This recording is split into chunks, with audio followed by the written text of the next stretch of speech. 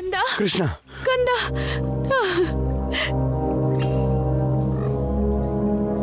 ಅಮ್ಮ ಅಪ್ಪ ನಿಮ್ಗೇನೂ ಆಗಿಲ್ಲ ಅಲ್ವಾ?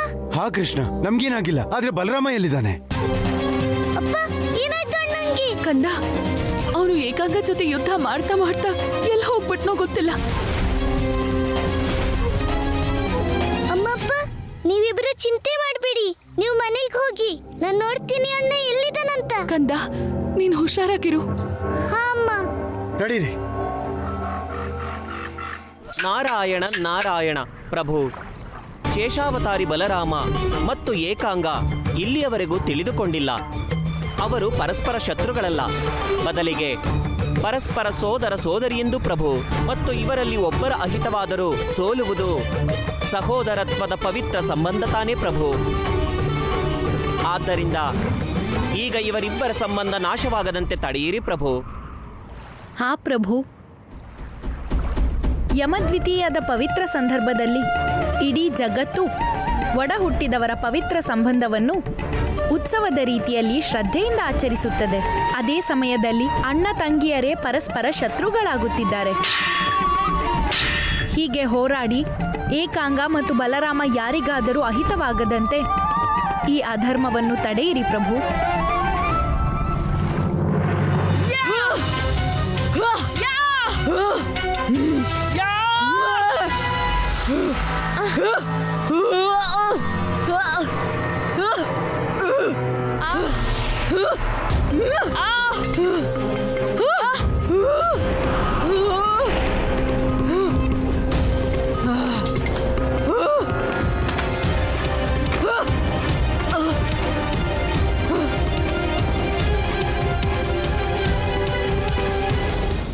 ಎಲ್ಲಿ ಹೋದ್ಲು ಏಕಾಂಗ?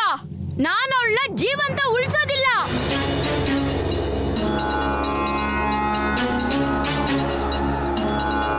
ನಾನು ಇಲ್ಲಿಗೆ ಹೇಗೆ ಬಂದೆ? ಅಣ್ಣ ಮೊದಲು ನೀನು ಹೇಳು, ನೀನು ಎಲ್ಲಿಗೆ ಹೋಗ್ಬಿಟ್ಟಿದ್ದಿ? ಕೃಷ್ಣ, ಈ ಪ್ರಶ್ನೆನ ನಾನ್ ನಿನ್ನಗ್ ಕೇಳ್ಬೇಕಾಗಿರೋದು. ನೀನ್ ಎಲ್ಲಿ ಹೋಗ್ಬಿಟ್ಟಿದ್ದೆ? ಇವತ್ತು ಅವಳು ಬಂದಿದ್ಲು, ಆ ನಿನ್ ಏಕಾಂಗ. ಏಕಾಂಗ?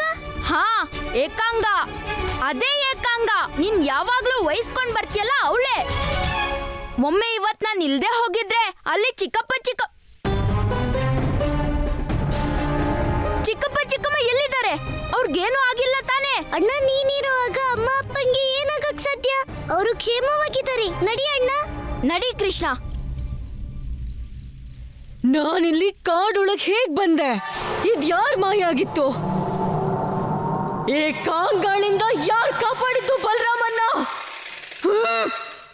ಓಂ ಶ್ರಾಂ ಶ್ರೀಂ ಶ್ರೂಂ ಓಂ ಭ್ರಾಂ ಭ್ರೀಂ ಬ್ರೋಂ ಸತ್ ಕೋನಾಸ್ತಾ ಪಿಂಗಲೋ ಬಪುರುಹು ಕಂಸೋ ರೌದ್ರಾಂತಕೋ ಯಮಃ ಸೌರಿಃ ಶನಿಶ್ಚರೋ ಮಂದ ಪಿಪ್ಪಲಾಂದೇನ್ ಸಂಸ್ತುತಾಃ.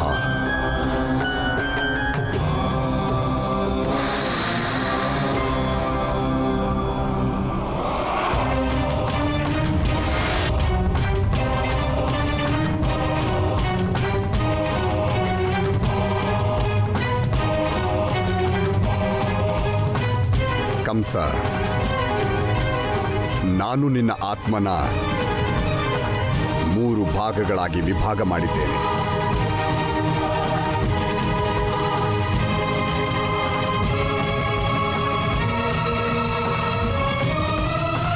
ಮೂರು ಕಂಸ. ಕೇವಲ ಒಬ್ಬನಿಗಾಗಿ ಆ ವಿಷ್ಣು ಅವತಾರವೆತ್ತಬೇಕಾಯಿತು.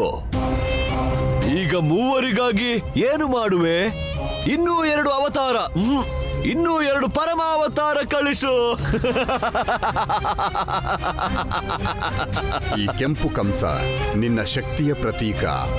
ಶಕ್ತಿ ಭಗವಂತ ಕಂಸನ ಆತ್ಮದ ಈ ಶಕ್ತಿ ರೂಪವನ್ನು ಒಬ್ಬ ಎಂತಹ ಅಪರಾಜಯ ಯೋಧನೊಳಗೆ ಸ್ಥಾಪಿಸಬೇಕೆಂದರೆ ಅವನನ್ನು ಯಾರೂ ಪರಾಜಿತಗೊಳಿಸಬಾರದು. ಈ ಹಸಿರು ಕಂಸ ನಿನ್ನ ಕ್ರೋಧದ ಪ್ರತೀಕ. ಕ್ರೋಧಿ ಕಂಸ.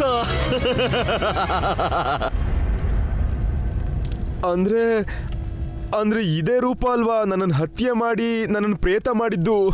ನನ್ನ ಆತ್ಮದ ಈ ಭಾಗವನ್ನು ಒಂದು ಎಂತಹ ವ್ಯಾಘ್ರ ಅತ್ಯಂತ ವಿಶಾಲವಾದ ಪಶು ಶರೀರದಲ್ಲಿ ಸ್ಥಾಪಿಸಬೇಕೆಂದರೆ ಅದನ್ನು ನೋಡುತ್ತಲೇ ಮನುಷ್ಯ, ದೇವ, ಅಸುರ ಎಲ್ಲರೂ ಭಯಪಡಬೇಕು. ಮತ್ತೀ ಶ್ವೇತ ಕಂಸ ನನ್ನ ಆತ್ಮದ ಈ ಭಾಗ ಇದನ್ನು ಏಕಾಂಗ ಒಯ್ಯುತ್ತಾಳೆ. ಭಗವಂತ ಕಂಸನ ಆತ್ಮದ ಅತ್ಯಂತ ಶುದ್ಧ, ಪವಿತ್ರ, ಮಾನವೀಯ ರೂಪ ಇದೇ ಆ ಪರಮಾವತಾರಿ ಶ್ರೀಕೃಷ್ಣನ ಹೃದಯದಲ್ಲಿ ಸ್ಥಾಪಿತವಾಗುವುದು. ಆದರೆ ಅದಕ್ಕೂ ಪೂರ್ವ ನಿನ್ನ ಈ ಕೆಂಪು ಮತ್ತು ಹಸಿರು ಕಂಸರನ್ನ ಸ್ಥಾಪನೆ ಮಾಡಬೇಕು. ಭಗವಂತನು ಒಬ್ಬ, ರೂಪ ಅನೇಕ. ಈಗ ನನ್ನ ಈ ಅನೇಕ ರೂಪಗಳನ್ನು ಸ್ಥಾಪನೆ ಮಾಡಿ ನಾನು ಸದಾ ಸದಾ ಕಾಲಕ್ಕೂ ಅಜರ, ಅಮರ, ಅವಿನಾಶಿ ಆಗಲಿರುವೆ.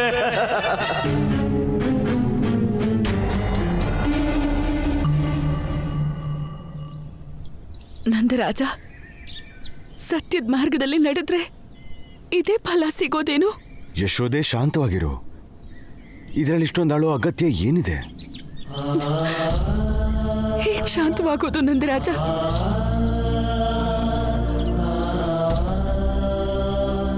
ಕಾಂಗ ಕೇಳಿದ್ರ ನೀವು ಅವಳೇನ್ ಹೇಳಿದ್ಲು ಅಂತ? ನಾವು ಅಧರ್ಮಿಗಳಂತೆ,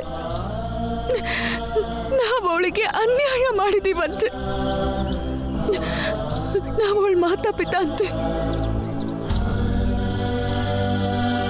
ನಂದರಾಜ, ಸತ್ಯದ ಮಾರ್ಗದಲ್ಲಿ ನಡೆದಿದ್ದಕ್ಕೆ ಇದೇ ಫಲ ಸಿಗ್ಬೇಕೆತ್ತ ಜೀವನ ಪೂರ್ತಿ ಪ್ರಯತ್ನ ಪಟ್ವಿ.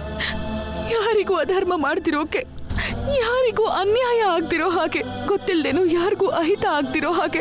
ಆದ್ರೆ ಆ ಏಕಾಂಗ ಅವಳ ಮೇಲೆ ನೇರವಾಗಿ ಆರೋಪ ಮಾಡ್ತಿದ್ಲು.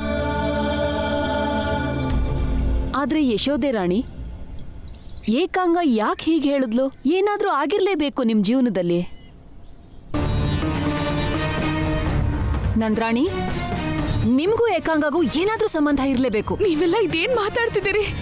ನಿಮ್ಮೆಲ್ಲರ ಜೊತೆಗೆ ದಿನ ರಾತ್ರಿ ಜೀವನ ಕಳೆಯೋದು ನಮ್ದು. ನಮಗೂ ಆ ಹಸುರಿಗೂ ಏನಾದ್ರೂ ಸಂಬಂಧ ಇದ್ದಿದ್ರೆ ನಿಮಗದ್ರ ಬಗ್ಗೆ ಗೊತ್ತಿರ್ತಿರ್ಲಿಲ್ವಾ? ಇಲ್ಲ, ನೀನ್ ಹೇಳೋದು ಸತ್ಯನೇ ಯಶೋದೆ. ಆದ್ರೆ ಹೀಗೂ ಆಗಿರ್ಬಹುದು. ನೀವು ಮತ್ತೆ ನಂದರಾಜ ಸೇರಿ ಆ ಸತ್ಯನ ನಮ್ಮಿಂದ ಮುಚ್ಚಿಟ್ಟಿರ್ಬಹುದು.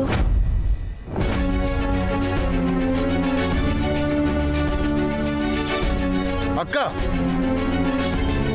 ಅಕ್ಕ, ನೀವಿದೇನ್ ಮಾತಾಡ್ತಿದ್ದೀರಾ? ಅಲ್ಲ, ಇಷ್ಟು ದೊಡ್ಡ ಸತ್ಯನ ನಾವ್ ಯಾಕೆ ಮುಚ್ಚಿಡ್ತೀವಿ? ನಂದರಾಜ, ಅದ್ರ ಜ್ಞಾನ ನಮಗಂತೂ ಇಲ್ಲ. ಆದ್ರೆ ನಿಮ್ಮಿಬ್ರಿಗಂತೂ ಸಂತೋಷ ಆಗ್ಬೇಕು. ನಿಮ್ ಪುತ್ರಿ ಜೀವಂತವಾಗಿದ್ದಾಳೆ. ಹಾ, ಅದ್ ಯಾವುದೇ ಕಾರಣಕ್ಕೆ ಆಗಿರ್ಲಿ, ನೀವು ಅವಳು ಸತ್ಯನ ಮುಚ್ಚಿಟ್ಟಿದ್ರೆ ಈಗ ಅವಳು ಮರಳಿ ಬಂದಿದ್ದಾಳೆ. ಈಗ ಅವಳನ್ನ ಸ್ವೀಕಾರ ಮಾಡಿ.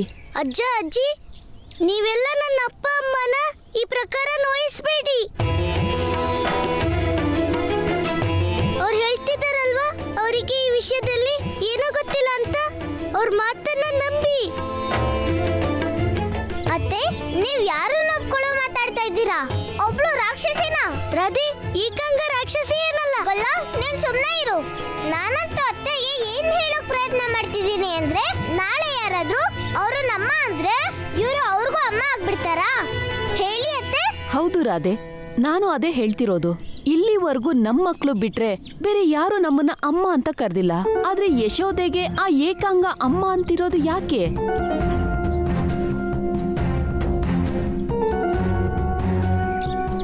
ನಾವಂತೂ ಊರಿನ ಒಳ್ಳೇದಕ್ಕೆ ಹೇಳ್ತಾ ಇದ್ದೀವಿ. ನೀವಿಬ್ರು ಏಕಾಂಗನ್ನ ನಿಮ್ಮ ಪುತ್ರಿಯಿಂದ ಸ್ವೀಕಾರ ಮಾಡಿ, ಉಳಿದಿದ್ದು ನಿಮ್ಮ ಇಚ್ಛೆ.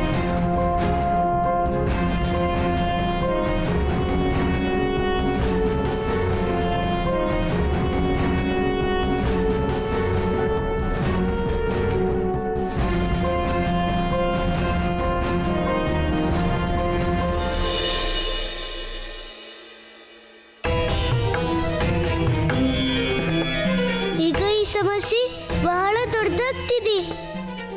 ಅಮ್ಮ ಅಪ್ಪನು ಏಕಾಂಗ ಅವ್ರ ಮಗಳು ಅನ್ನೋದನ್ನ ಒಪ್ಕೊಳ್ತಾನೆ ಇಲ್ಲ. ಏಕಾಂಗ ನನ್ನ ಅಕ್ಕ ಅನ್ನೋ ವಿಷಯ ಅಮ್ಮ ಅಪ್ಪಂಗೆ ಯಾಕೇನು ಗೊತ್ತಿಲ್ಲ. ಇದು ಹೇಳಕ್ ಸಾಧ್ಯ? ಇನ್ನು ಏಕಾಂಗನ ಈ ಸತ್ಯ ತಿಳ್ಕೊಂಡ್ಮೇಲೆ ಈ ಸಮಸ್ಯೆ ಪರಿಹಾರ ಆಗೋದು. ಏಕಾಂಗಳ ಸತ್ಯ ತಿಳಿಯೋಕೆ ಈಗ ಒಂದೇ ದಾರಿ ಇದೆ, ಅದೇ ಗೋಪೇಶ್ವರ ಮಹಾದೇವ.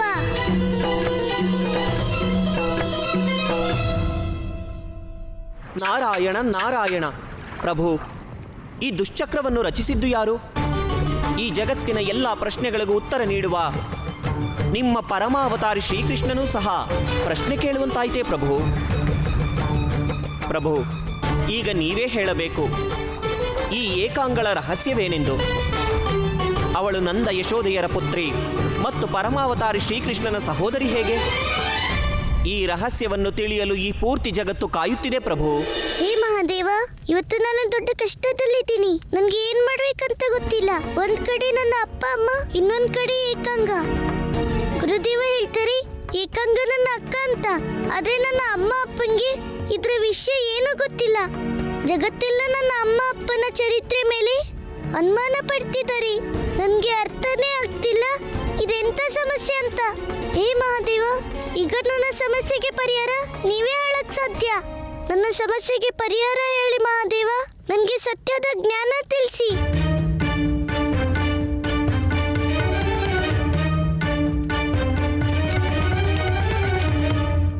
ಹೇ ಪರಮಾವತಾರಿ ಶ್ರೀಕೃಷ್ಣ, ಇಂದು ನೀವು ನನ್ನಲ್ಲಿ ಎಂತಹ ಪ್ರಶ್ನೆಗೆ ಉತ್ತರ ಕೇಳುತ್ತಿದ್ದೀರಿ?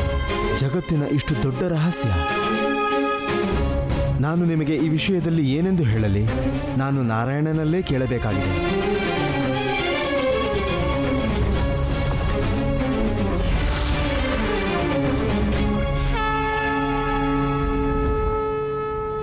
ಹೇ ನಾರಾಯಣ, ನನ್ನನ್ನು ಎಂತಹ ಸಂದಿಗ್ಧಕ್ಕೆ ಸಿಲುಕಿಸಿದಿರಿ. ಪರಮಾವತಾರಿ ಶ್ರೀಕೃಷ್ಣ ನನ್ನ ಆರಾಧನೆ ಮಾಡುತ್ತಿದ್ದಾರೆ ಮತ್ತು ತಮ್ಮ ಅನುತ್ತರಿತ ಪ್ರಶ್ನೆಗೆ ನನ್ನಿಂದ ಉತ್ತರ ಬಯಸುತ್ತಿದ್ದಾರೆ. ಇದರಲ್ಲಿ ಸಂದಿಗ್ಧವೇನಿದೆ ಮಹಾದೇವ? ಪ್ರಭು, ಯಾವ ಸತ್ಯವನ್ನು ಸಂಪೂರ್ಣ ಸೃಷ್ಟಿಯಿಂದಲೇ ಅಡಗಿಸಲಾಗಿತ್ತೋ, ಯಾವ ಸತ್ಯವನ್ನು ಹೇಳುವುದರಿಂದ ಪರಮಾವತಾರಿ ಶ್ರೀಕೃಷ್ಣನ ಅವತಾರ ತನ್ನ ಮಾರ್ಗದಿಂದ ವಿಚಲಿತವಾಗಬಹುದೋ, ಭ್ರಮಿತವಾಗಬಹುದೋ, ಆ ಸತ್ಯವನ್ನು ನಾನವರಿಗೆ ಹೇಗೆ ಹೇಳಲಿ? ಹೇ ಮಹಾದೇವ, ಇದು ಸಂಕಷ್ಟದ ಪರಿಸ್ಥಿತಿ ಎಂದು ನನಗೆ ತಿಳಿದಿದೆ. ಆದರೆ ಕೃಷ್ಣನ ಭಕ್ತಿಯ ಪ್ರತಿಫಲವನ್ನು ನೀವು ನೀಡಲೇಬೇಕು.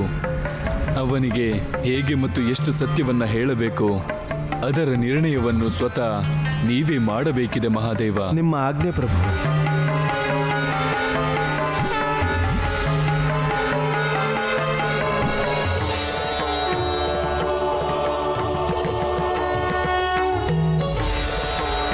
ನಂದಬಾಲ, ಕಣ್ಣು ತೆರೆಯಿರಿ. ಮಹಾದೇವ, ನೀವು ನನ್ನನ್ನು ಏಕೆ ಕರೆಯುತ್ತಿದ್ದೀರಿ? ಮಹಾದೇವ, ಇವತ್ತು ನನ್ನ ಮುಂದೆ ಕೇವಲ ಒಂದೇ ಪ್ರಶ್ನೆ ಇದೆ, ಮತ್ತದು ನನ್ನ ಅಕ್ಕ ಏಕಾಂಗಳ ಪ್ರಶ್ನೆ.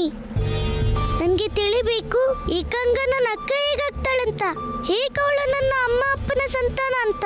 ಹೇ ಪರಮಾವತಾರಿ, ಒಮ್ಮೊಮ್ಮೆ ಸತ್ಯ ಅತ್ಯಂತ ನಿರ್ದಯಿ ನಿಷ್ಠೂರವಾಗಿರುತ್ತದೆ. ಮಹಾದೇವ, ಈ ಸಮಯದಲ್ಲಿ ನಾನು ಯಾವುದೇ ಸತ್ಯ ಆದ್ರೂ ಕೇಳೋದಿಕ್ಕೆ ಸಿದ್ಧವಾಗಿದ್ದೀನಿ. ಯಾಕಂದ್ರೆ ಇಡೀ ಜಗತ್ತು ನಮ್ಮ ಅಮ್ಮ ಅಪ್ಪಂದೇ ತಪ್ಪು ಅಂತ ಹೀಯಾಳಿಸ್ತಿದ್ದೆ. ಹೇ ಪರಮಾವತಾರಿ, ಈ ಸತ್ಯದ ಹಿಂದೆ ನೀವೇ ಇರುವಿರಿ. ಇಂದು ಏಕಾಂಗಾಳ ಈ ದುರವಸ್ಥೆಗೆ ಕಾರಣವು ನೀವೇ ಪ್ರಭು. ಏಕಾಂಗಳ ಈ ದುಸ್ಥಿತಿಗೆ ಕಾರಣ ನಾನಾ? ಆದ್ರೆ ಹೇಗೆ ಗುರುದೇವ? ದೋಷಿ ಯಾರು ಅಲ್ಲ ಪರಮಾವತಾರಿ, ನೀವು ಅಲ್ಲ, ಅಥವಾ ನಿಮ್ಮ ಮಾತಾಪಿತರೂ ಅಲ್ಲ. ಆದರೆ ಪರಿಸ್ಥಿತಿಯೇ ಈ ರೀತಿ ಇತ್ತು ಪ್ರಭು. ಈ ಜಗತ್ತಿನ ಹಿತಕ್ಕಾಗಿ ದೇವತೆಗಳು ಈ ಕಠೋರ ನಿರ್ಣಯಕ್ಕೆ ಬರಲೇಬೇಕಾಯ್ತು. ನನ್ಗೆ ಏನೂ ಅರ್ಥ ಆಗ್ತಿಲ್ಲ ಮಹಾದೇವ. ದೇವತೆಗಳಿಗೆ ಅದ್ಯಾ ಕಠೋರ ನಿರ್ಣಯ ತಗೋಬೇಕಾಯ್ತು? ಹೇ ಪ್ರಭು, ನಿಮ್ಮ ಅವತಾರವಾಗುವ ಪೂರ್ವದಲ್ಲೇ ನಂದ ಮತ್ತು ಯಶೋದೆಯ ಭಾಗ್ಯದಲ್ಲಿ ಇನ್ನೊಂದು ಸಂತಾನವಿತ್ತು. ಆ ಸಂತಾನ ಏಕಾಂಗ ಆಗಿದ್ದಳು. ಏಕಾಂಗ? ಆದರೆ ಅಷ್ಟರಲ್ಲಿ ಈ ನಿರ್ಧಾರವಾಗಿತ್ತು, ನೀವು ಭೂಮಿಯಲ್ಲಿ ಯಾರ ಮಡಿಲಲ್ಲಾಡಬೇಕು ಎಂದು. ಹೇ ದೇವತಾಗಣ, ಭೂಮಿಯ ಮೇಲೆ ಕಂಸನ ಅಧರ್ಮ, ಅತ್ಯಾಚಾರ ಮತ್ತು ಪಾಪ ದಿನದಿಂದ ದಿನ ಹೆಚ್ಚುತ್ತಿದೆ. ಕಂಸನ ಅಂತ್ಯ ಮಾಡುವುದಕ್ಕೆ ಭಗವಂತ ವಿಷ್ಣು ಪರಮಾವತಾರ ಶ್ರೀಕೃಷ್ಣನ ರೂಪದಲ್ಲಿ ಭೂಮಿಯ ಮೇಲೆ ಹುಟ್ಟಲಿದ್ದಾನೆ. ಮತ್ತೆ ಅವನ ಮಾತಾಪಿತರ ರೂಪದಲ್ಲಿ ಅವನ ಲಾಲನೆ ಪಾಲನೆ ಬೃಂದಾವನದಲ್ಲಿ ನಂದ ಮತ್ತು ಯಶೋದೆ ಮಾಡಲಿದ್ದಾರೆ. ಬ್ರಹ್ಮದೇವ, ಇದೊಂದು ಅತಿ ಶುಭ ಸೂಚನೆಯೇ. ಏಕೆಂದರೆ ಯಶೋದೆ ಮತ್ತು ನಂದರೆ ಹಿಂದಿನ ಜನ್ಮದಲ್ಲಿ ನಾರಾಯಣನಿಂದ ಈ ವರದಾನ ಪಡೆದಿದ್ದರು. ಈ ಜನ್ಮದಲ್ಲಿ ಪರಮಾವತಾರಿ ಶ್ರೀಕೃಷ್ಣನ ಬಾಲಲೀಲೆ ಅವರ ಮಡಿಲಲ್ಲಾಗಬೇಕೆಂದು. ಆದರೊಂದು ಸಮಸ್ಯೆ ಇದೆ ಬ್ರಹ್ಮದೇವ. ಎಂತಹ ಸಮಸ್ಯೆ ಇಂದ್ರದೇವ? ಬ್ರಹ್ಮದೇವ, ಪರಮಾವತಾರಿ ಶ್ರೀಕೃಷ್ಣನಿಗೆ ಸಿಗಬೇಕಾದ ಮಾತಾಪಿತರಿಗೆ ಇನ್ನೊಂದು ಸಂತಾನವಿರಬಾರದು. ಅವರು ತಮ್ಮ ಅಖಂಡ ವಾತ್ಸಲ್ಯ ಮತ್ತು ಅಮೂಲ್ಯ ಪ್ರೇಮ ನೀಡಬೇಕು. ಹೇ ಇಂದ್ರದೇವ, ನಂದ ಮತ್ತು ಯಶೋದೆ ಜನ್ಮ ಜನ್ಮಾಂತರದಿಂದ ಭಗವಂತ ವಿಷ್ಣುವಿನ ಪರಮಭಕ್ತರು. ಅವರ ಅವತಾರಕ್ಕೆ ನಂದ ಮತ್ತು ಯಶೋದೆಗಿಂತ ಅಧಿಕ ಪ್ರೇಮ ಈ ಜಗತ್ತಿನಲ್ಲಿ ಬೇರಾರೂ ನೀಡಲಾರರು. ಬ್ರಹ್ಮದೇವ, ಆದರೆ ಯಶೋದೆ ಹಾಗೂ ನಂದಗೋಪರಿಗೆ ಮೊದಲೇ ಒಂದು ಸಂತಾನವಿದ್ದರೆ ಅವರ ಪ್ರೇಮ ಹಂಚಿ ಹೋಗುವುದು. ಇದು ಮಾನವೀಯ ಸ್ವಭಾವ. ಈ ಮಾನವೀಯ ದುರ್ಬಲತೆಯ ಕಾರಣ ಅವರು ಬಾಲಕೃಷ್ಣನಿಗೆ ಪೂರ್ಣ ಪ್ರೇಮ ನೀಡಲಾಗದು. ಯಾವ ಕಾರ್ಯಕ್ಕಾಗಿ ಭಗವಂತ ವಿಷ್ಣುವಿನ ಅವತಾರವಾಗುವುದೋ ಅದು ಅಖಂಡ ವಾತ್ಸಲ್ಯವಿಲ್ಲದೆ ಬಾಧಿತವಾಗಬಹುದು. ಬ್ರಹ್ಮದೇವ, ಮತ್ತಿನ್ನೇನು ಮಾಡಲು ಸಾಧ್ಯ ಇಂದ್ರದೇವ? ನಂದ ಮತ್ತು ಯಶೋದೆಯರಿಗೆ ಶೀಘ್ರವೇ ಒಂದು ಸಂತಾನದ ಪ್ರಾಪ್ತಿಯಾಗಲಿದೆ. ಇಲ್ಲಿ ನೀವೆಲ್ಲರೂ ನನಗೆ ಸಹಮತವಿತ್ತರೆ ನನ್ನ ಬಳಿ ಒಂದು ಮಾರ್ಗವಿದೆ. ಮಹಾದೇವ, ಇಂದ್ರದೇವ ಅದ್ಯಾವ ಮಾರ್ಗ ಹೇಳಿದ್ರು? ಪ್ರಭು, ದೇವತೆಗಳ ಬಳಿ ಬೇರೆ ಯಾವ ಮಾರ್ಗವೂ ಇರಲಿಲ್ಲ. ಅವರು ಯಾರಿಂದಲೂ ಅವರ ಭಾಗ್ಯ ಕಸಿಯಲಾಗದು. ಹಾಗಾಗಿಯೇ ಇಂದ್ರದೇವನ ಸಲಹೆಯಂತೆ ದೇವತೆಗಳು ನಂದ ಯಶೋದೆಯರ ಸಂತಾನವನ್ನು ಅದರ ಜನ್ಮವಾಗುವ ಪೂರ್ವದಲ್ಲೇ ಅವರಿಂದ ಕಸಿಯುವ ಕಠೋರ ನಿರ್ಧಾರ ಮಾಡಿದರು. ನೀವಿದೇನು ಹೇಳ್ತಿದ್ರ ಮಹಾದೇವ? ಹೌದು ಪ್ರಭು, ಇದುವೇ ಸತ್ಯ. ಅಂದು ಮಹಾಶಿವರಾತ್ರಿಯ ದಿನವಾಗಿತ್ತು. ತಮ್ಮ ವಿವಾಹದ ನಂತರ ನಂದ ಮತ್ತು ಯಶೋದೆ ಇದೇ ಗೋಪೇಶ್ವರ ಮಂದಿರಕ್ಕೆ ಬಂದಿದ್ದರು. ಓಂ ತ್ರಮ್ಮಕಂ ಯಜಾಮಹೇ ಸುಗಂಧಿ ಪುಷ್ಟಿವರ್ಧನಂ ಉರ್ವಾರೂಪಿ ವಿವಂದನಾ ಮೃತ್ಯೋ ಮೋಕ್ಷಿ ಯಜಾಮಕಂ ಸರ್ವಮಂಗಲ್ ಮಂಗಲಿ ಶಿವೆ ಸರ್ವಾಂಧ ಸಾಧಿಕೆ ಶರಣ್ಯೇ ತ್ರಮ್ಮಕೆ ಗೌರಿ ನಾರಾಯಣಿ ನಮಸ್ತುತೆ. ಓಂ ನಮಃ ಶಿವಾಯ. ಹೇ ಗೋಪೇಶ್ವರ ಮಹಾದೇವ, ನಿಮ್ಮದೇ ಕೃಪೆಯಿಂದ ನಾವು ಹೀಗೆ ಪರಸ್ಪರ ಜೊತೆಯಾಗಿದ್ದೀವಿ. ನಿಮ್ಮದೇ ಕೃಪೆಯಿಂದ ನಮ್ಮ ಸಾಮಾಜಿಕ ಪಾಣಿಗ್ರಹಣ ಆಗಿದೆ ಮತ್ತು ಇದಕ್ಕಾಗಿ ನಾವು ನಿಮ್ಮ ಆಶೀರ್ವಾದ ಪಡೆಯೋಕೆ ಬಂದಿದ್ದೀವಿ.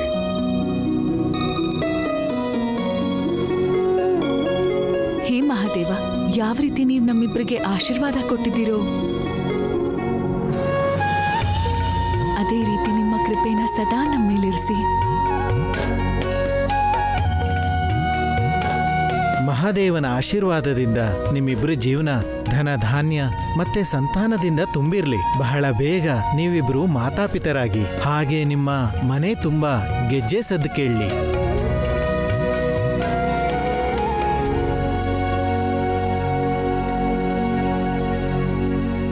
ಮಹಾದೇವ, ನನ್ನ ಅಮ್ಮ ಅಪ್ಪಂಗೆ ಇಷ್ಟು ದೊಡ್ಡ ಅನ್ಯಾಯ ಮತ್ತೆ ಅವ್ರಿಗದು ತಿಳಿಲೇ ಇಲ್ವಾ? ಅವರಿಂದ ಅವರ ಮೊದಲನೇ ಸಂತಾನನ ಕಿತ್ಕೊಂಡ್ಬಿಟ್ರ? ಹೌದು ಪ್ರಭು, ಇದೇ ಸತ್ಯ. ಆ ನಂತರ ಏನಾಯ್ತು ಮಹಾದೇವ?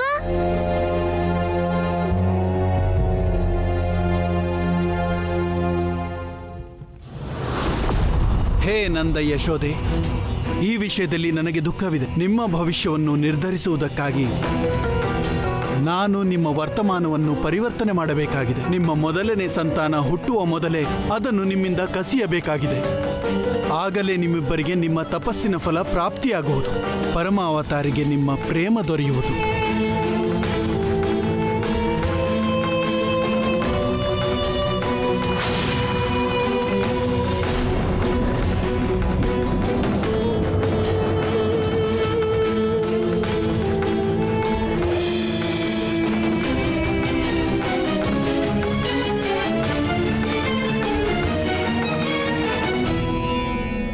ಹೇ ಯಶೋದೆ ನಂದರ ಅಂಶವೇ, ನಾನು ನಿನ್ನ ಈ ನೀರಲ್ಲಿ ತೇಲಿಬಿಡುತ್ತೇನೆ.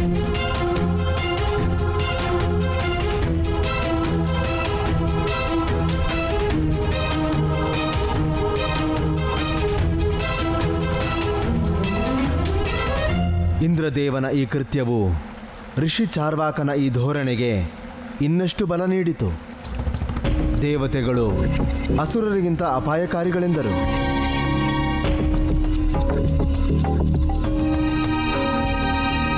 ತನ್ನ ಇದೇ ಧೋರಣೆಯನ್ನು ನಂಬಿ ಋಷಿ ಚಾರ್ವಾಕನು ಯಶೋದೆ ಮತ್ತು ನಂದರ ಅಂಶವನ್ನು ಪಾಲನೆ ಮಾಡಿದನು. ಅವಳಿಗೆ ಏಕಾಂಗ ಎಂದು ನಾಮಕರಣವಾಯಿತು. ಹೀಗೆ ಪ್ರಭು, ಏಕಾಂಗಳನ್ನು ಅವಳ ಮಾತಾ ಹಾಗೂ ಪಿತರಿಂದ ದೂರ ಮಾಡಲಾಯಿತು. ವರ್ಷಗಳವರೆಗೆ ನಂದ ಮತ್ತು ಯಶೋದೆಯ ಮಡಿಲಲ್ಲಿ ಯಾವ ಸಂತಾನವೂ ಇರಲಿಲ್ಲ.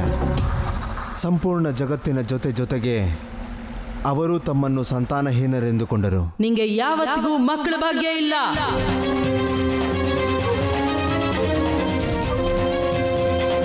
ನೀನ್ ತಾಯಾಗಲ್ಲ. ಇಂದ್ರದೇವಂಗೆ ಇಷ್ಟ ಅಹಂಕಾರನ. ಅವರು ನನ್ನ ಅಮ್ಮ ಅಪ್ಪಂಗೆ ಅನ್ಯಾಯ ಮಾಡಿದ್ದಾರೆ. ಪ್ರಭು, ದೋಷ ಕೇವಲ ಇಂದ್ರದೇವರದಷ್ಟೇ ಅಲ್ಲ, ಆದರೆ ಜಗತ್ತಿನಲ್ಲಿ ಧರ್ಮದ ಸ್ಥಾಪನೆಗಾಗಿ ಎಲ್ಲ ದೇವತೆಗಳು ವಿಧಿಯಿಲ್ಲದೆ ಈ ನಿರ್ಧಾರಕ್ಕೆ ಬರಲೇಬೇಕಾಯಿತು. ಆದ್ರೆ ಅಂಥದ್ದೇನೋ ಸಮಸ್ಯೆ ಇತ್ತು ಮಹಾದೇವ. ಪ್ರಭು, ಜಗತ್ತಿಗೆ ಎಂತಹ ಅವತಾರಿಯ ಅಗತ್ಯವಿತ್ತೆಂದರೆ ಅವನಿಗೆ ಮಾತೃತ್ವದ ಕೊರತೆ ಇರಬಾರದಿತ್ತು. ಅವನು ಎಂತಹ ಕಣ್ಮಣಿ ಎಂದರೆ ತನ್ನೆಲ್ಲ ನಿರ್ಣಯಗಳನ್ನು ತಾನೇ ಮಾಡಬೇಕು.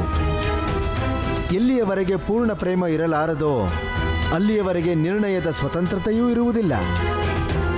ಮತ್ತು ಎಲ್ಲಿಯವರೆಗೆ ನಿರ್ಣಯದ ಸ್ವತಂತ್ರತೆ ಇರುವುದಿಲ್ಲವೋ ಅಲ್ಲಿಯವರೆಗೆ ಜಗತ್ತಿನಲ್ಲಿ ರೂಢಿಯಲ್ಲಿರುವ ಕುನೀತಿಗಳು ದೂರವಾಗುವುದಿಲ್ಲ. ಯಾವುದೇ ಹೊಸ ಧರ್ಮ ಅಥವಾ ವಿಧಾನದ ಸ್ಥಾಪನೆಯಾಗುವುದಿಲ್ಲ. ಹಾಗಾಗಿ ಜಗತ್ತಿನ ಹಿತಕ್ಕಾಗಿ ಇಂದ್ರದೇವ ಈ ಅಧರ್ಮ ಮಾಡಲೇಬೇಕಾಯಿತು. ಮಹಾದೇವ, ಇದರ ಅರ್ಥ ಏನಂದ್ರೆ ಏಕಾಂಗಳಿಗೆ ದೋಷಿ ಬೇರೆ ಯಾರೂ ಅಲ್ಲ, ಅದು ನಾನೇ. ನನ್ನ ಅಕ್ಕ ಏಕಾಂಗಳಿಗೆ ಇಷ್ಟೊಂದು ದುಃಖ ಸಹಿಸ್ಕೋಬೇಕಾಯ್ತು. ತನ್ನ ಪರಿವಾರದಿಂದ ದೂರ ಇರಬೇಕಾಯ್ತು. ಅದು ನನ್ನ ಕಾರಣಕ್ಕೆ. ಮಹಾದೇವ, ನನಗೆ ನನ್ನ ಎಲ್ಲ ಪ್ರಶ್ನೆಗೂ ಉತ್ತರ ಸಿಕ್ಕಿದೆ. ನಿಮ್ಗೆ ನನ್ನ ಕೋಟಿ ಕೋಟಿ ನಮನ.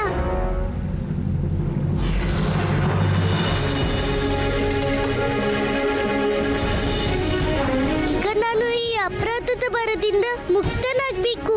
ನನ್ನ ಅಕ್ಕಂಗೆ ತಮ್ಮನ್ ಪ್ರೀತಿ ಸಿಗ್ಬೇಕು. ಅವಳು ಕಳ್ಕೊಂಡಿರೋ ಪ್ರೀತಿನ ನಾನು ಅವಳಿಗೆ ಹೇಗಾದ್ರೂ ಕೊಡ್ತೀನಿ.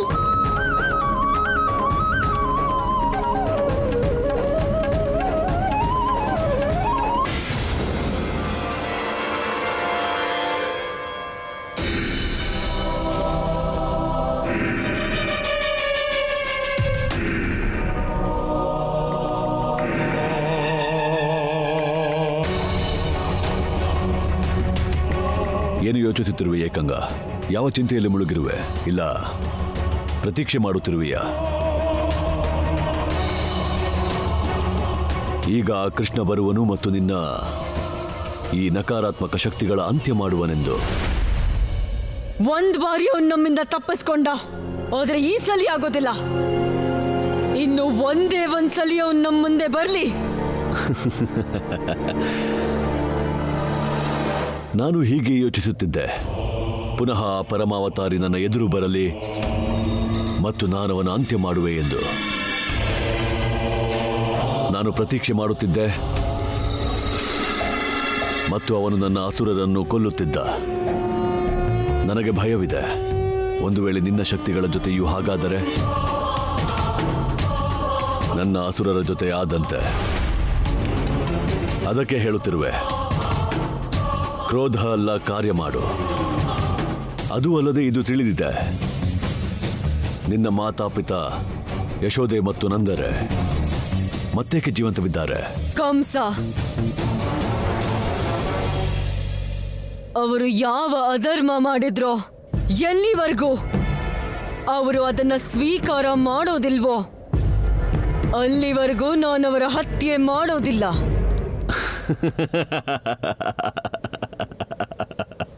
ಅವರ ಒಪ್ಪಿಗೆಯಿಂದ, ಇಲ್ಲ ಒಪ್ಪದಿದ್ದರೆ ಈ ಸತ್ಯ ಬದಲಾಗುವುದಿಲ್ಲವಲ್ಲ. ಅವರ ಕಾರಣ ನೀನು ವನದಲ್ಲಿ ಅಲೆಯುತ್ತಿದ್ದೆ, ಈ ಸತ್ಯ ಬದಲಾಗುವುದೇ. ದುಃಖ ಸಹಿಸಿಕೊಂಡೆ, ಈ ಸತ್ಯ ಬದಲಾಗುವುದೇ. ಅದಕ್ಕೆ ಹೇಳುತ್ತಿರುವೆ, ಪ್ರತೀಕಾರ ಪಡೆ ಅವರಿಂದ. ಏಕೆಂದರೆ ಎಷ್ಟು ಪ್ರತೀಕ್ಷೆ ಮಾಡುವೆಯೋ ನಿನ್ನ ಪ್ರತೀಕಾರವು ಅದೇ ರೀತಿ ಶಾಂತವಾಗುತ್ತದೆ. ನೀನು ಸತ್ಯ ಹೇಳ್ತಿದ್ಯಾ ಕಂಸ. ಇನ್ನು ನಾನು ಒಂದು ಕ್ಷಣನೂ ಪ್ರತೀಕ್ಷೆ ಮಾಡವಳಲ್ಲ. ಏಕಾಂಗ, ನಾನು ಹೊರಡ್ತಿದ್ದೀನಿ ನನ್ನ ಪ್ರತೀಕಾರಕ್ಕಾಗಿ. ಇನ್ನು ನಾನು ಹೋಗಿ ಆ ಮಾತಾಪಿತರ ಅಂತ್ಯ ಮಾಡಿ ಬರ್ತೀನಿ.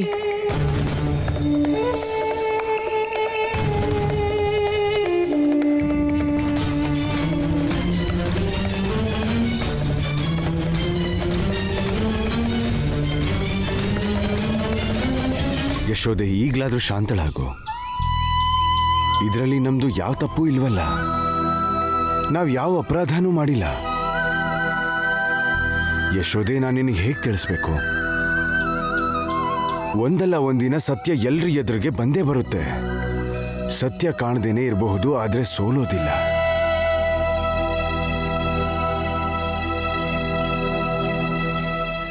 ನೀವು ಆ ಏಕಾಂಗನ್ನ ಉಗ್ರಳಾಗೇನೋ ಮಾಡಿದ್ರಿ. ಕೃಷ್ಣ ಉಗ್ರತೆನ ಲೆಕ್ಕಕ್ಕೆ ತಗೊಳ್ದಿದ್ರೆ ಭಗವಂತ.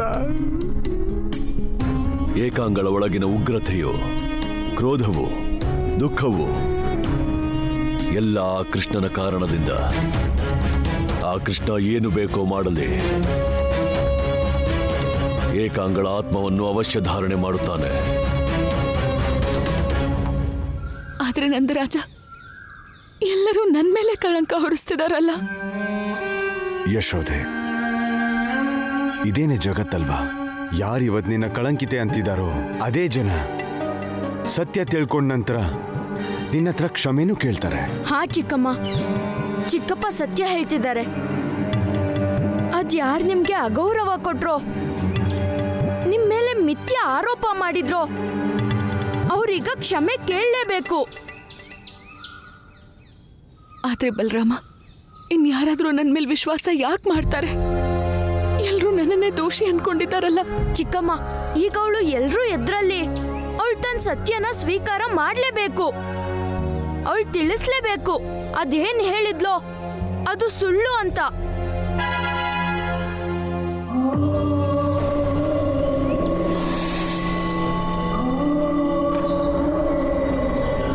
ಇದೆಂತ ಸ್ವರನೋ?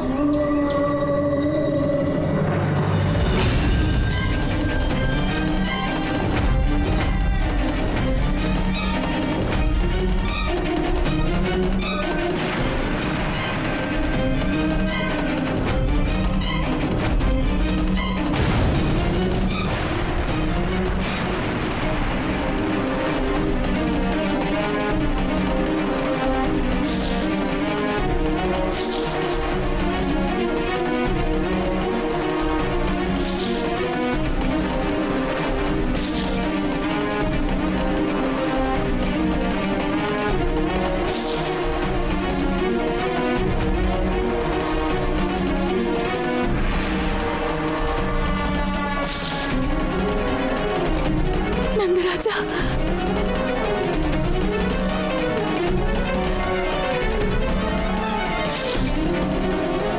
ಇಷ್ಟೊಂದು ರಾಶಿ ಹಾವು, ಇದ್ಯಾವ ಆಪತ್ತು ಮತ್ತಿದ್ಯಾವ ರಾಕ್ಷಸ ಹೀಗೆ ಇಷ್ಟೊಂದೆಲ್ಲ ಸರ್ಪ ತಗೊಂಡ್ ಬರ್ತಿರೋದು?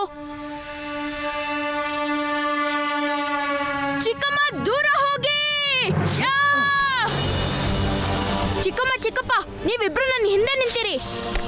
ನಾನು ಇದನ್ನ ನನ್ನ ಗದೆಯಿಂದ ತಡಿತೀನಿ.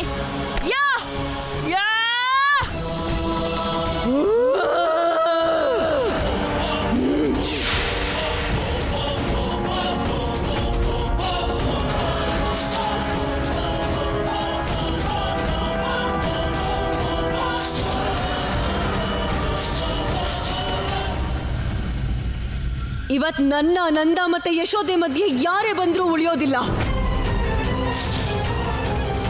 ನಂದ ಯಶೋದೆ ಎಲ್ಲೇ ಇದ್ರೂ ನನ್ನ ಎದುರು ಬಂದ್ಬಿಡಿ, ಇಲ್ಲ ನಿಮ್ಮಿಬ್ಬರ ಜೊತೆಯಲ್ಲಿ ಎಲ್ಲ ಜನರು ಸಾಯ್ಬೇಕಾಗತ್ತೆ. ಚಿಕ್ಕಮ್ಮ, ಅಲ್ಲೋಡಿ, ಆ ರಾಕ್ಷಸಿ ನಿಮ್ಮಿಬ್ರಿಗೂ ಅಪಾಯ ಮಾಡೋದಕ್ ಬಂದಿದ್ದಾಳೆ. ಚಿಕ್ಕಪ್ಪ, ನೀವು ಚಿಕ್ಕಮ್ಮನ್ ಕರ್ಕೊಂಡು ಒಳಗ್ ಹೋಗಿ.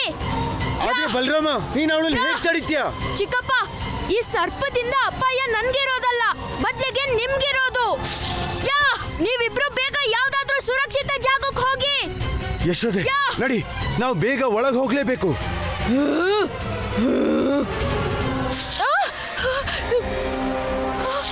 ನಂದರಾಜ, ಈಗೇನ್ ಮಾಡೋದು? ಈ ಸರ್ಪಗಳು ನಮ್ಮನ್ನ ಬಿಡ್ತಾನೆ ಇಲ್ಲ. ಇಷ್ಟೊಂದು ದೊಡ್ಡ ಅಪಾಯ ಪೂರ್ತಿ ವೃಂದಾವನದಲ್ಲಿ ಇಷ್ಟೊಂದು ಸರ್ಪಗಳು? ಇದು ಅಣ್ಣನ ಬಲದಿಂದಲ್ಲ, ಕೇವಲ ಗೊಲ್ಲನ ಯುಕ್ತಿಯಿಂದಾನೇ ತಡೆಯೋಕೋಗೋದು. ಎಷ್ಟು ಅಂತ ಕೊಲ್ತೀಯ ಸರ್ಪಗಳನ್ನ ಬಾಲಕ? ಎಲ್ಲಿವರೆಗೂ ಇವು ನಂದ ಮತ್ತೆ ಯಶೋದೆನ ಕಚ್ಚೋದಿಲ್ವೋ ಇವು ನಿಲ್ಲುವಂತವದಲ್ಲ. ಕಾಪಾಡೋಕಾದ್ರೆ ಕಾಪಾಡು ನಂದ ಮತ್ತೆ ಯಶೋದೆನ. ನಂದರಾಜ, ನನಗೆ ಸರ್ಪಗಳಿಂದ ತಪ್ಪಿಸ್ಕೊಳ್ಳೋಕೆ ಯಾವ ದಾರಿನೂ ಕಾಣ್ತಿಲ್ಲ.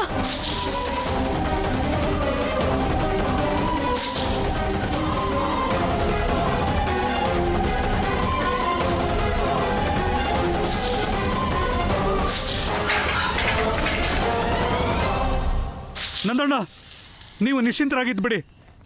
ಈಗ ದಾಮೋದರ ಬಂದಾಗಿದೆ, ಮತ್ತೆ ದಾಮೋದರ ಇದ್ದಾಗ ಯಾರಿಗೇನೂ ಆಗೋದಿಲ್ಲ. ಇವತ್ತಿ ಸರ್ಪಗಳಿಗೂ ಗೊತ್ತಾಗುತ್ತೆ ದಾಮೋದರನ ಹತ್ರ ಹೋರಾಡೋ ಪರಿಣಾಮ ಏನಾಗುತ್ತೆ ಅಂತ. ಬನ್ನಿ.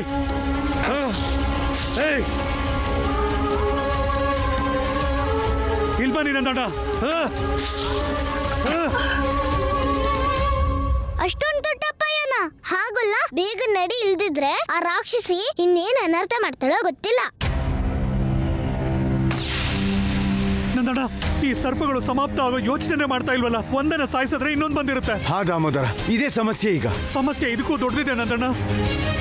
ಯಾಕಂದ್ರೆ ನಾನೇನೋ ಹೀಗೆ ತಮಾಷೆಯಲ್ಲಿ ಹೇಳ್ಬಿಟ್ಟಿದ್ದೆ, ಸಣ್ಣವನಿದ್ದಾಗ ಬಹಳ ಸರ್ಪನ ಸಾಯಿಸಿದ್ದೆ ಅಂತ. ಹೆಚ್ಚಾಗಿ ಅದಕ್ಕೆ ಪ್ರತಿಕಾರ ಪಡ್ಕೊಳ್ಳಕ್ಕೆ ಎಷ್ಟೆಲ್ಲ ಸರ್ಪ ಬಂದ್ವೇನೋ. ರಾಕ್ಷಸಿ, ನಿನ್ ಈ ಸರ್ಪಗಳಿಗೆ ನನ್ನ ಈ ಗದೆನೆ ಹದ್ದಿನ ಸಮಾನ. ಮತ್ತೀ ಹದ್ದಿನಿಂದಲೇ ಈ ಸರ್ಪ ಜೊತೆಗೆ ನಾನ್ ನಿನ್ನ ಅಂತ್ಯನೂ ಮಾಡ್ತೀನಿ.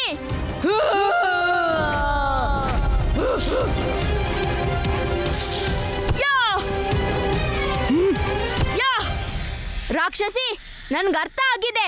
ಎಲ್ಲಿ ತನಕ ನಿನ್ನಂತ್ಯ ಆಗೋದಿಲ್ವೋ ಅಲ್ಲಿವರೆಗೂ ನಿನ್ನ ಮಾಯ ಅಂತ್ಯನೂ ಆಗೋದಿಲ್ಲ. ಧೈರ್ಯ ಇದ್ರೆ ಕೆಳಗಡೆ ಬಂದು ನನ್ ಜೊತೆ ಯುದ್ಧ ಮಾಡು. ಬಾಲಕ, ನಂಗೆ ನಿನ್ ಜೊತೆ ಯಾವ ಶತ್ರುತ್ವನೂ ಇಲ್ಲ.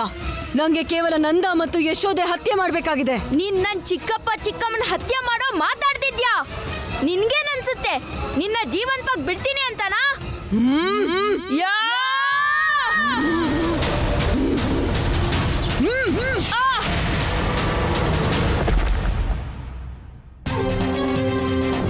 ಬಾಲಕ, ಇವತ್ತಾಗೋದನ್ನ ಯಾವ ಶಕ್ತಿಯಿಂದನೂ ತಡೆಯೋಕ್ಕಾಗಲ್ಲ. ಸರ್ಪ ದೇವತೆ, ನೀನು ಹೋಗ್ಬಿಡು. ನೋಡು, ನಾನು ನಾಗಪಂಚಮಿಗೆ ನಿಮ್ಗೆ ಹೆಚ್ಚು ಹಾಲು ಕೊಡ್ತೀನಿ. ಹಾ, ಹೋಗ್ಬಿಡು.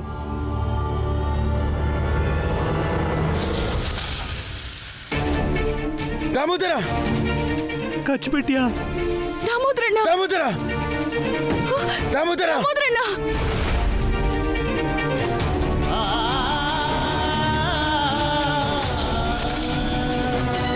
ಯಶೋದೆ, ಯಶೋದೆ,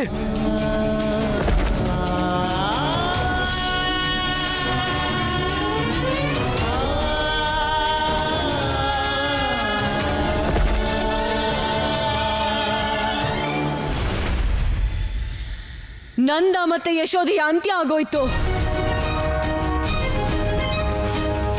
ಪೂರ್ಣ ಆಯ್ತು ಏಕಾಂಗಳ ಪ್ರತಿಕಾರ. ಇನ್ನು ನಾನು ನಿಮ್ ಯಾರನ್ನು ಜೀವಂತಗೊಳಿಸೋದಿಲ್ಲ. ರಾಕ್ಷಸಿ, ನೀನ್ ಇದೇನ ಅನರ್ಥ ಮಾಡ್ಬಿಟ್ಟೆ.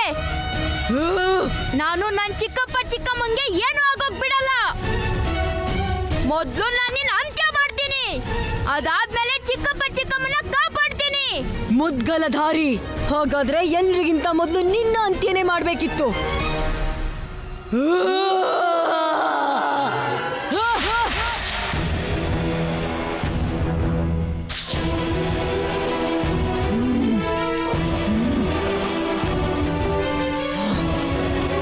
ನನ್ಗೊಂದ್ಸಲ ಒಬ್ನೇ ರಾಕ್ಷಸನ್ ಜೊತೆ ಹೋರಾಡೋದ್ ಗೊತ್ತು. ನಾನು ಇಷ್ಟೊಂದೆಲ್ಲ ಸರ್ಪದ ಜೊತೆ ಒಂದೇ ಸಲ ಹೇಗ್ ಹೋರಾಡ್ಲಿ?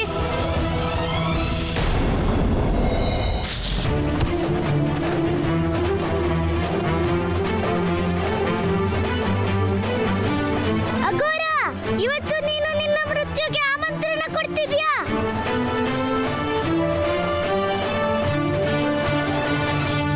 ಅತ್ತೆ ಮಾವ! ಬಾಲಕ, ನಾನು ನಿನ್ನನ್ನೇ ಹುಡುಕ್ತಿದ್ದೆ. ಒಳ್ಳೇದಾಯ್ತು ನೀನೇ ಬಂದಿದ್ದು. ಈಗ ಏಕಾಂಗಳ ಎಲ್ಲ ಸಂಬಂಧಿ ಒಂದೇ ಸಲಕ್ಕೆ ನಾಶ ಆಗ್ತಾರೆ.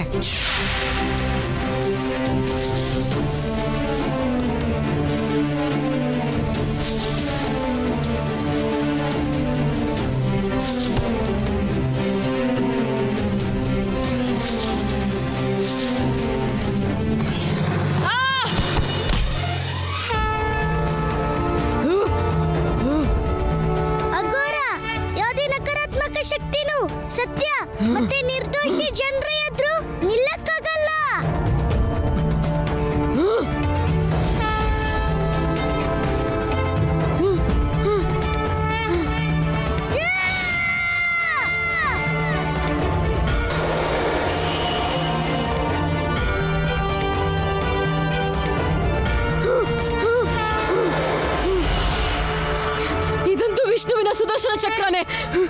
ಇದಂತೂ ನನ್ನ ಅಂತ್ಯ ಮಾಡ್ಬಿಡುತ್ತೆ.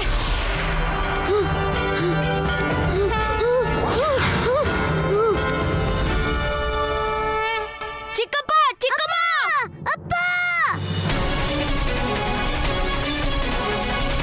ಚಿಕ್ಕಪ್ಪ, ಅಪ್ಪ, ಅಪ್ಪ, ಅತ್ತೆ, ಅತ್ತೆ ಕಣ್ಬಿಡಿ ಅತ್ತೆ, ಅತ್ತೆ, ಅಪ್ಪ ಕಣ್ಬಿಡಿ ಅಪ್ಪ, ಅಪ್ಪ, ಅಮ್ಮ, ಅತ್ತೆ ಕಣ್ಬಿಡಿ ಅತ್ತೆ, ಅತ್ತೆ, ಅಮ್ಮ, ಅಮ್ಮ ಕಣ್ಬಿಡು ಅಮ್ಮ, ಅಮ್ಮ ನೀನ್ ಯಾಕೇನು ಮಾತಾಡ್ತಿಲ್ಲ ಅಮ್ಮ, ಏನಾದ್ರೂ ಹೇಳಮ್ಮ, ಅಮ್ಮ, ಅತ್ತೆ ಎದ್ದೇಳಿ ಅತ್ತೆ, ಹೇಳಮ್ಮ ಹೇಳು.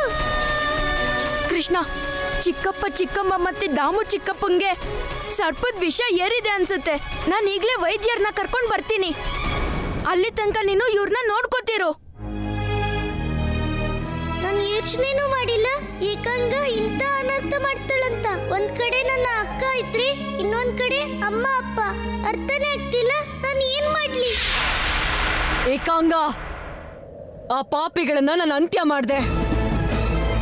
ಯಾರು ನಿನಗೆ ಅನ್ಯಾಯ ಮಾಡಿದ್ರಲ್ಲ ಅವರನ್ನ ಅಂತ್ಯ ಮಾಡ್ದೆ. ನಾನು ನಿನ್ನ ಶತ್ರುನ, ನಿನ್ನ ತಂದೆ ತಾಯಿನ ಸಾಯಿಸ್ಬಿಟ್ಟೆ. ನಾನು ನಂದ ಮತ್ತು ಯಶೋದೆನ. ಇವತ್ತು ನನ್ನ ಪ್ರತೀಕಾರ ಪೂರ್ಣ ಆಗಿದೆ. ನನ್ನ ದೋಷಿಗಳಿಗೆ ಶಿಕ್ಷೆ ಕೊಟ್ಟಾಯ್ತು. ಬಾಲ್ಯದಿಂದಲೇ ಇವರನ್ನ ನಾಶ ಮಾಡೋದಕ್ಕೆ ನನ್ನ ಕ್ರೋಧಾಗ್ನಿ ಕಾಯ್ತಾ ಇತ್ತು. ಈಗದು ಶಾಂತವಾಗಿದೆ. ಏಕಾಂಗ,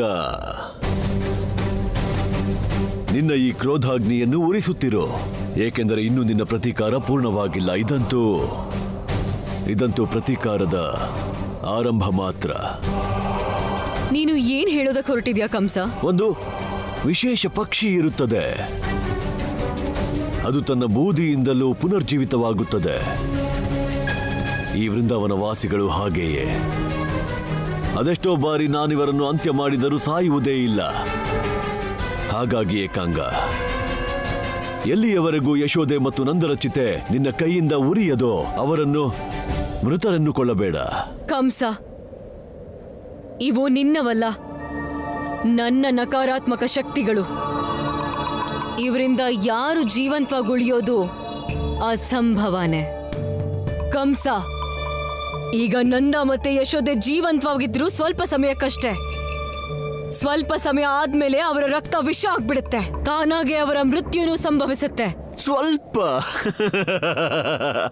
ಸ್ವಲ್ಪ ಸಮಯ ಉಳಿದಿದೆ. ಅದೇ ಸ್ವಲ್ಪ ಸಮಯದಲ್ಲಿ ಆ ವಂಚಕ ಕೃಷ್ಣ ಬಂದು ತನ್ನ ಲೀಲೆ ರಚಿಸುತ್ತಾನೆ. ನನಗೆ ನಿನ್ನ ನಕಾರಾತ್ಮಕ ಶಕ್ತಿಗಳ ಮೇಲೆ ಸಂದೇಹವಿಲ್ಲ ಏಕಾಂಗ.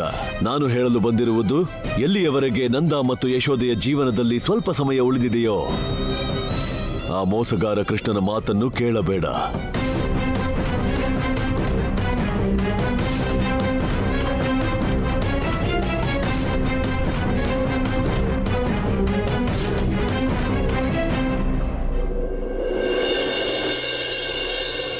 ಅಮ್ಮ, ಅಪ್ಪ ಕಣ್ಬಿಡಿ ಅಮ್ಮ, ಅಪ್ಪ ಕಣ್ಬಿಡಿ ಅಪ್ಪ, ಅಮ್ಮ.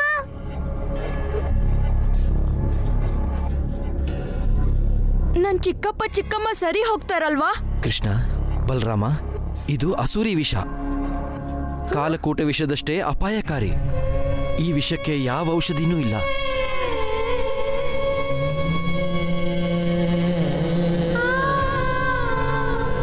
ನೀವ್ ಇದೇನ್ ಹೇಳ್ತಿದ್ದೀರಾ ವೈದ್ಯರೇ? ಬಲರಾಮ, ನನ್ನ ಕ್ಷಮಿಸು, ಆದರೆ ಇದೇ ಸತ್ಯ.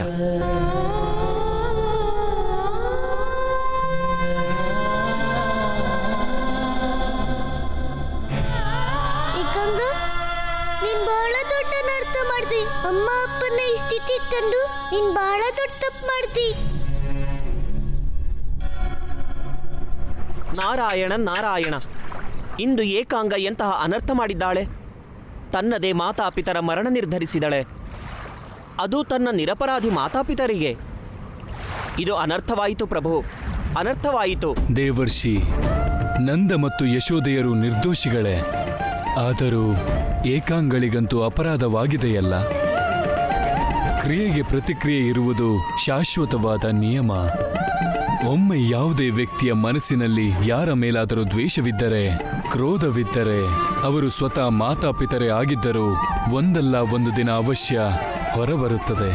ಪ್ರಭು, ಇಲ್ಲಿ ಸಮಸ್ಯೆ ಇಷ್ಟು ವಿಷಮವಾಗಿದ್ದರೆ ಸಮಯವಿದ್ದಾಗಲೇ ಪರಮಾವತಾರಿ ಶ್ರೀಕೃಷ್ಣನು ಏಕಾಂಗಳ ಈ ಕ್ರೋಧವನ್ನೇಕೆ ಶಾಂತಗೊಳಿಸಲಿಲ್ಲ ಪ್ರಭು? ದೇವರ್ಷಿ, ಕ್ರೋಧ ತುಂಬಿದ ಪಾತ್ರದಲ್ಲಿ ಪ್ರೇಮದ ಜಲವನ್ನು ತುಂಬಬೇಕೆಂದರೆ ಆ ಪಾತ್ರ ಪೂರ್ಣವಾಗಿ ರಿಕ್ತವಾಗಲೇಬೇಕು. ಅದೇ ಪ್ರಕಾರ ಎಲ್ಲಿಯವರೆಗೆ ಏಕಾಂಗಳ ಒಳಗೆ ನಕಾರಾತ್ಮಕ ಶಕ್ತಿಗಳ ವಾಸವಿರುವುದೋ ಅಲ್ಲಿಯವರೆಗೆ ಅವಳಿಗೆ ಪ್ರೇಮ ಮತ್ತು ಸಂಬಂಧದ ಅರ್ಥ ತಿಳಿಸಲು ಸಾಧ್ಯವಿಲ್ಲ. ನಾರಾಯಣ ನಾರಾಯಣ. ಏಕಾಂಗ, ನಿನ್ನ ದೋಷಿ ನಾನು, ನಿನ್ನ ಮೇಲಾಗಿರೋ ಅನ್ಯಾಯಕ್ಕೆ ಕಾರಣ ನಾನು. ಆದ್ರೆ ನೀನು ನಿನ್ನ ನಿರ್ದೋಷಿ ಅಪ್ಪ ಅಮ್ಮನ್ನ ದೋಷಿ ಅಂದ್ಕೊಂಡು ನನ್ನ ಅಪರಾಧದ ಶಿಕ್ಷೆನ ಅವ್ರಿಗೆ ಕೊಟ್ಬಿಟ್ಟಿ. ಓಂ ನಮೋ ಭಗವತೆ ವಾಸುದೇವಾಯ ನಮಃ. ನೋಡಿದ್ರೆ ಗುರುದೇವ, ಅಮ್ಮ ಅಪ್ಪಂಗೆ ಏನಾಗಿದೆ? ವೈದ್ಯರಂತ ಹೇಳಿದ್ರು ಈ ವಿಷಯಕ್ಕೆ ಯಾವುದೇ ಔಷಧಿ ಇಲ್ಲ ಅಂತ. ಈಗ ನಾನು ಏನ್ ಮಾಡ್ಲಿ ಗುರುದೇವ? ನಾನು ಹೇಗೆ ರಕ್ಷಣೆ ಮಾಡ್ಲಿ ನನ್ನ ಅಮ್ಮ ಅಪ್ಪನ? ಕೃಷ್ಣ, ನಂದ ಮತ್ತು ಯಶೋದೆಯ ಜೀವನ ಕಾಪಾಡಲು ಒಂದೇ ಮಾರ್ಗವಿದೆ. ಗುರುದೇವ, ನಾನು ನನ್ನ ಅಮ್ಮ ಅಪ್ಪನ ಕಾಪಾಡೋದಿಕ್ಕೆ ಏನ್ ಬೇಕಾದ್ರೂ ಮಾಡ್ತೀನಿ. ನೀವು ನನಗೆ ಮಾರ್ಗ ಹೇಳಿ ಗುರುದೇವ. ಕೃಷ್ಣ, ಯಾವ ಶಕ್ತಿ ಇವರ ಮೇಲೆ ಆಕ್ರಮಣ ಮಾಡಿತೋ ಅದೇ ಶಕ್ತಿ ಇವರನ್ನು ಮೊದಲಿನಂತೆ ಮಾಡಬಲ್ಲದು. ಆದರೆ ನೀನು ಈ ಕಾರ್ಯ ಶೀಘ್ರ ಮಾಡಬೇಕು, ಅನ್ಯಥಾ ಏನಾದರೂ ಅನರ್ಥವಾಗಬಹುದು.